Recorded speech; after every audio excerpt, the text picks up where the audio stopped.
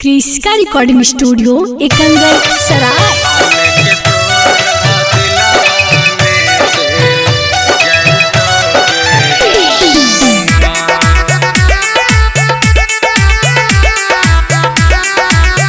Presented by Krishka films.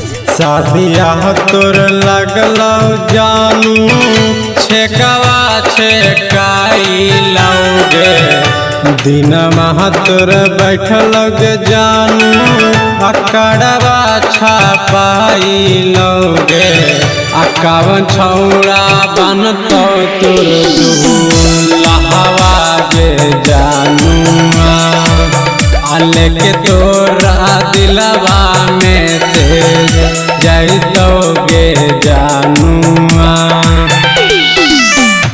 आधे यात्रवा में जानू ब्रेकअप तू कईनिए पियर पियर हरदी जानू देही में लगाईनिए अकावन छौड़ा बनतो तुर लहवा गे जानुआ लेके तोरा दिलवा में से जैतोगे जानुआ